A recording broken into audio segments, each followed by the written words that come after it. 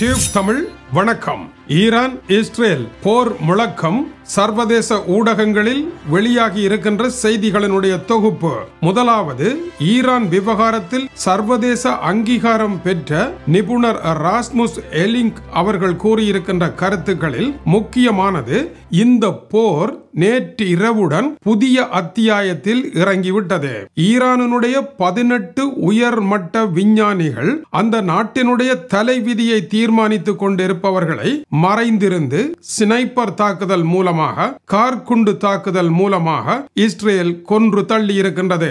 இது மறைமுக போராகும். அதுபோல ஈரானும் பலவேறு தாக்குதல்களை நடத்தி இருக்கின்றது இஸ்ரேல் மீது. உதாரணமாக 2018ஆம் ஆண்டு மிகவும் தந்திரமான முறையிலே சிரியாவிற்குள் உள்ளே நுழைந்த ஈரான் அங்கே ராணுவ தளத்தை அமைத்து சிரியாவில் உள்நாட்டு போர் நடக்க அங்கிருந்து இஸ்ரேலை நோக்கி தாக்குதல் நடத்தியது. இந்த இருவரும் திரை மறைவில் இருந்து போரை நடத்திய பரம விரோதிகள். இப்பொழுது பரம விரோதிகள் இருவரும் களத்தில் இறங்கி நேரடியாக ஆளுக்கு ஆள் சண்டை போடுகின்ற பொழுது ஏற்பட்டிருக்கின்ற இந்த மாற்றம் ஒரு புதிய அத்தியாயம் என்று அவர் கூறுகின்றார். வள்ளம் ஒன்றை ஓடுவதற்கு ஏரா ஓடுவது என்று கூறுவார்கள். அப்படி ஏரா ஓடுவது போல ஒரு புதிய ஏராவை ஓடி இருக்கின்றார்கள். ஏரா ஓடினால் என்ன நடைபெறும்? வள்ளம் வரும், வள்ளம் கடலில் இறங்கும், கடலில் ஓடும், கடலில் மூழ்கியும் போய்விடும். இதனால் அடுத்த கட்டமாக தடுக்க முடியாத அளவிற்கு இரண்டு பேரும் செல்வதற்கான அடுத்த புதிய பாதையை போட்டிருக்கின்றார்கள். ஸ்னைப்பர் தாக்குதல், சைபர் தாக்குதல் என்று இருந்தவையெல்லாம் மாறி இப்பொழுது பகிரங்கமாக வந்திருக்கின்ற இந்த போர் மிகப்பெரிய பாதிப்புகளை ஏற்படுத்த போகின்றது என்கின்றார். இஸ்ரேல் கூறுகின்றது 300 ட்ரோன்களை அனுப்பினார்கள், அவற்றில் 99 வீதமானவற்றை சுட்டு தள்ளிவிட்டோம், பாரிய பாதிப்புகள் எதுவும் இல்லை, 7 வயது அல்லது 10 வயது வரையான சிறுமி ஒருவர் மட்டும் படுகாயத்திற்கு உள்ளாகி உயிராபத்தான நிலையில் இருக்கின்றார். மற்றபடி 31 பேர் சிறு சிறு காயங்களுடன் இருப்பதாக கூறியிருக்கின்றது. எப்பொழுதுமே உலக அரங்கில் தாக்குதல் நடத்திய நாடு அதிகமான வெற்றி என்றும் தாக்குதலுக்கு உள்ளான நாடு எதுவுமே நடக்கவில்லை என்றும் செய்திகளை வெளியிடுவதுதான் மரபு. அது சில நாட்களில் மலிந்தால் சந்தைக்கு வரும் என்று உண்மை வெளியே வரும். இஸ்ரேலில் தாக்குதல் மோசமாகத்தான் நடந்திருக்கின்றது என்பதை இஸ்ரேல் ஒத்துக்கொண்டிருக்க வேண்டும். ஆனால் ஒத்துக்கொள்ளவில்லை. அதற்கு பதிலடியாக சற்று முன்னர் இஸ்ரேல் லெபனான் மீது தாக்குதலை நடத்தி இருக்கின்றது.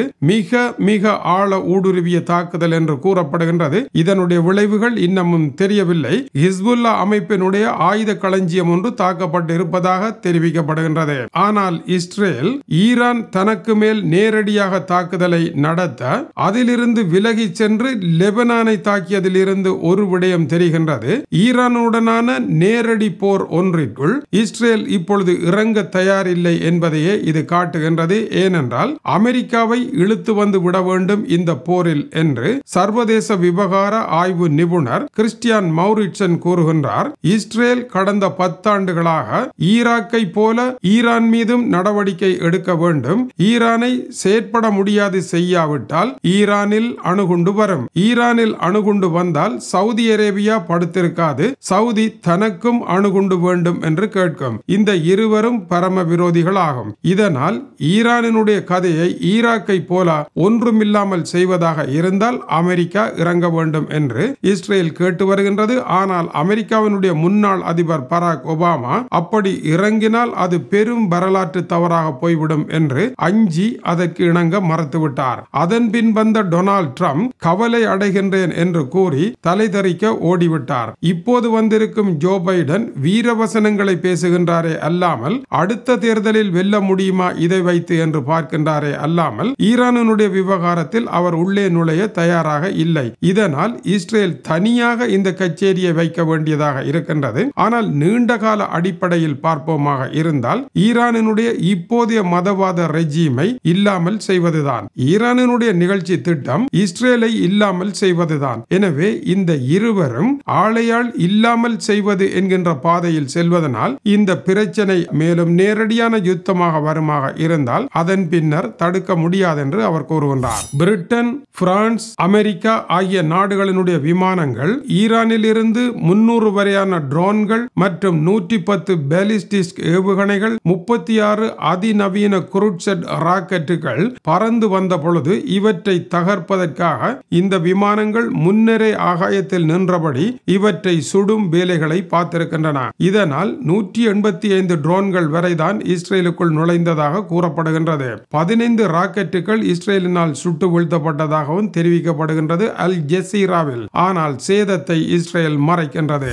பிரிட்டனினுடைய படைத்துறை அமைச்சர் கிராண்ட் சாப்ஸ் கூறுகின்ற பொழுது இஸ்ரேலுக்கு தங்களுடைய உதவி கிடைக்கும் என்றும் மேலும் ஆழமாக தாக்குதலை நடத்துவதற்கு இஸ்ரேல் உந்தி தள்ளப்படும் என்றும் கூறியிருக்கின்றார். இஸ்ரேலியர்கள் கடந்த 48 மணி நேரமாக உறங்காமல் கிடக்கின்றார்கள் என்று அங்கிருந்து வரும் செய்திகள் கூறுகின்றன. ஈரானினுடைய தாக்குதல் காரணமாக இஸ்ரேல் மட்டும் நேரடியாக ஈரானை மறுபடியும் தாக்குமாக இருந்தால் ஈரான் மீண்டும் தாக்க தொடங்கும். இதனால் இது நச்சு வளையம் போல் சுழலப் போகின்றது என்கின்றார்கள் நிபுணர்கள். இப்பொழுதே ஈரானினுடைய தலைநகர் தெஹ்ரானில் மிக நீளமாக கார்கள் நிற்கின்றன. பெட்ரோலுக்காக மிகப்பெரிய பிரச்சனை வரப்போகின்றது என்பதன் அடையாளமாக இந்த விவகாரத்தில் அமெரிக்காவினுடைய NBC தொலைக்காட்சி கூறுகின்ற பொழுது இஸ்ரேல் எப்பொழுதுமே சரியான முடிவை எடுக்க தவறி விடுகின்றது என்று சுட்டிக்காட்டியிருக்கின்றது. இஸ்ரேலினுடைய நடவடிக்கைகள் அனைத்துமே தந்திரோபாய தவறுகளாக இருக்கின்றன என்று அது கூறுகின்றது. ஏனென்றால் இஸ்ரேல் காசாவில் நடத்தி இருக்கின்ற போரின் பின்னதாக இஸ்ரேல் ஏறத்தாழ ஒரு வில்லன் நிலையை அடைந்திருக்கின்றது. இந்த நிலையில் இஸ்ரேலை தாக்குகின்ற பொழுது ஈரான் கதாநாயக நிலையை அடையக்கூடிய ஒரு சூழ்நிலையை இஸ்ரேல் உருவாக்கிவிட்டது என்பதையே NBC தொலைக்காட்சி கூறுகின்றது.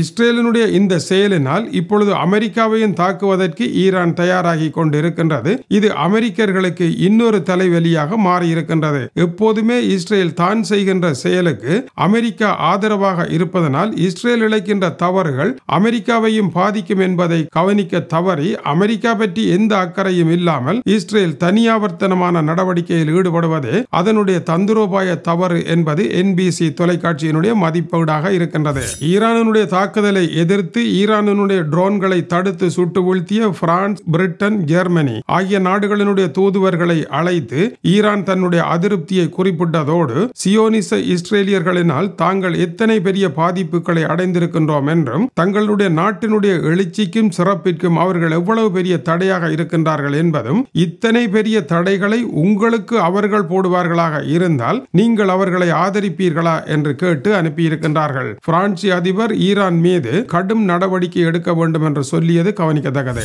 இன்னொரு செய்தியின்படி ஏராளமான ட்ரோன்கள் ஈரானில் இருந்து புறப்பட்டு சிரியாவிற்குள் வந்து சிரியாவில் இருந்து ஈராக் வழியாக நேரே இஸ்ரேல் சென்றிருக்கின்றது. இதனால் சிரியாவினுடைய வான்பரப்பில் வைத்து அமெரிக்காவும் பிரான்சும் பிரிட்டனும் இஸ்ரேலும் இணைந்து இந்த ட்ரோன்களை சுட்டிருக்கின்றன.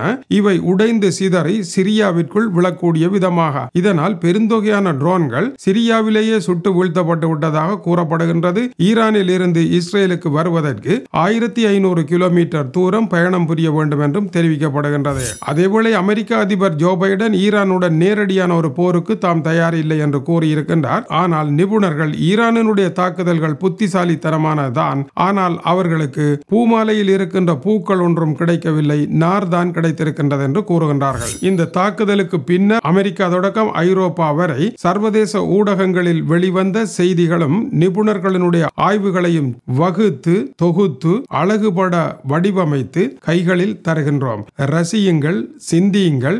இது உங்கள் வீட்டு படலையையும் தட்டலாம். இது டியூப் தமிழனுடைய உலக செய்திகளுக்காக டென்மார்க்கில் இருந்து கீசே துறை. வணக்கம் உறவுகளை.